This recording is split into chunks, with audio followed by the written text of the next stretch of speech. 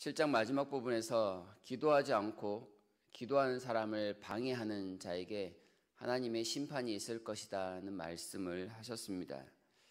그 이후에 선지자는 계속해서 주님의 환상을 전하며 이스라엘의 심판을 또한 전달하고 있습니다. 그래서 이스라엘은 지금 마지막 때를 사는 것과 같습니다.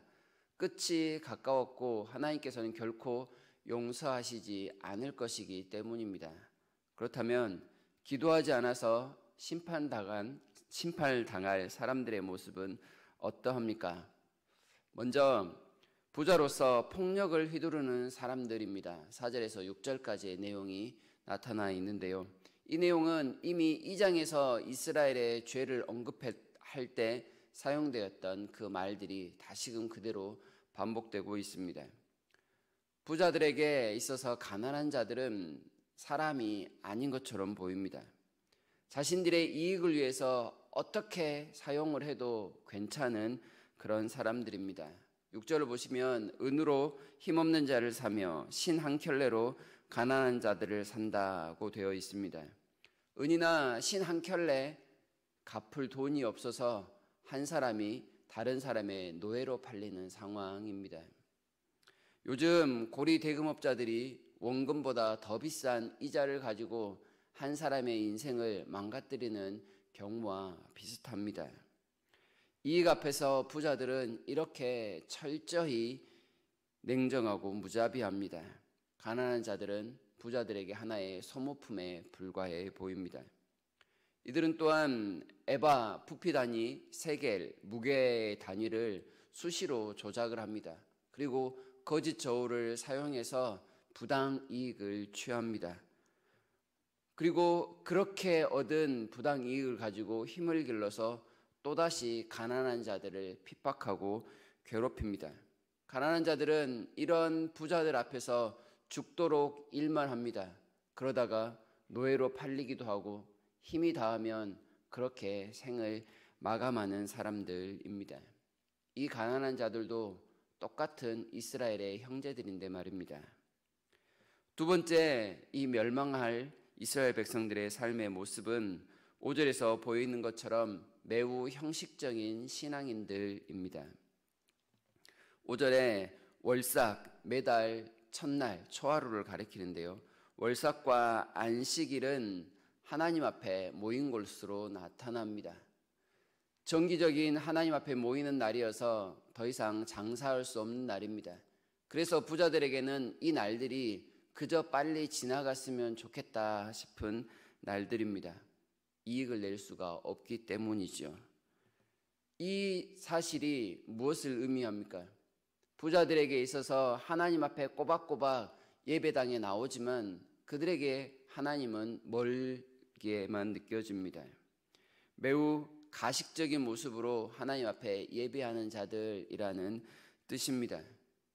함께 예배당에 앉아서 예배를 드리다가 그 예배가 끝나고 나면 그들은 또다시 같은 예배당에 있었던 가난한 자들을 괴롭힐지 모릅니다. 노예로 삼을지도 모를 일입니다. 그런 부자들이 부자라는 이유로 교회당 안에 앉아있고 또한 대우받는 모습을 상상해 보시길 바랍니다. 온갖 사회의 부조리한 일들을 감당하면서 고개를 아주 당당하게 들고 있는 모습을 상상한다면 너무나도 끔찍한 일이 아니겠습니까? 세 번째 나타나는 이런 심판당할 사람들의 모습은 미래에 대한 아무런 소망 없이 그저 현실에만 갇혀 살아가는 사람들입니다. 이들은 말씀 대신 돈을 취한 사람들이므로 말씀의 기갈을 만났다라고 11절에서 표현하고 있습니다. 말씀이 없다는 것은 그저 말씀을 듣지 못한다는 것이 아니라 임마누엘의 하나님을 어디에서도 만나지 못한다라는 뜻입니다. 이것은 일시적인 현상이 아닙니다. 앞으로도 계속 이러한 상황이 지속될 것이라는 내용입니다. 12절을 보시면 사람이 이 바다에서 저 바다까지 북쪽에서 동쪽까지 비틀거리며 여호와의 말씀을 구하려고 돌아다녀도 얻지 못한다 말씀을 합니다.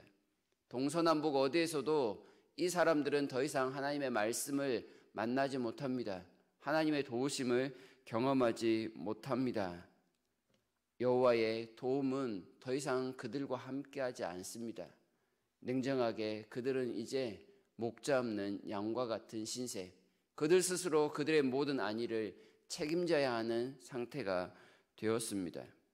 결국 이러한 부자들은 강한 척 살아왔지만 그들보다 더 강한 대적을 만나게 되면 그들에게 찢겨지고 말 인생들입니다.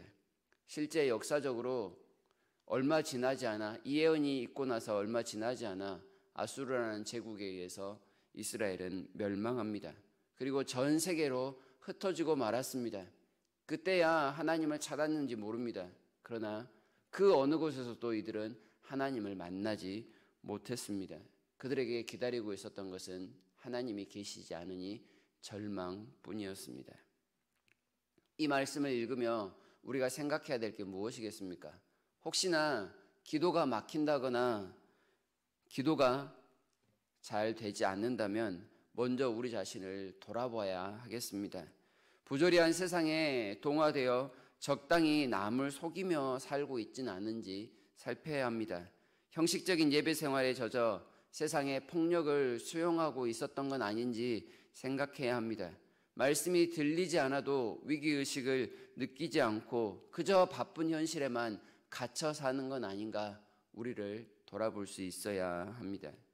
기도하지 않는 사람, 그들은 형식적인 예배자와 같습니다. 또한 세상에서 성도다운 삶을 살지 않는 사람들입니다. 하나님의 미래에 있을 심판마저도 두려워하지 않는 사람들이라는 것을 우리가 기억해야 하겠습니다. 이런 사람들, 목자 없는 양과 같은 사람들입니다. 도움이 되시는 하나님을 자기의 유익과 맞바꾸어 버린 사람들입니다. 그래서 언제라도 더 강한 대적에 의해서 찢겨질 그 위험에 노출되어 있는 사람들입니다. 우리가 기도해야 할 이유는 우리의 안위와 무조건 관계되어 있습니다. 그리고 더 나아가 하나님의 복을 받는 것과 연관되어 있죠. 계속해서 기도를 회복하고 또한 말씀에 귀 기울일 수 있는 마음을 주시도록 하나님 앞에 구해야 하겠습니다. 그리하여 우리 모두가 뜨겁게 늘 하나님 앞에 기도하는 삶을 살아야 하겠습니다. 오늘 기도하기에 모이신 여러분 모두에게 이러한 기도의 능력을 경험하며 성도다움의 열매와 간증이 많은 오늘도 그런 하루를 살아가시기를 진심으로 바랍니다.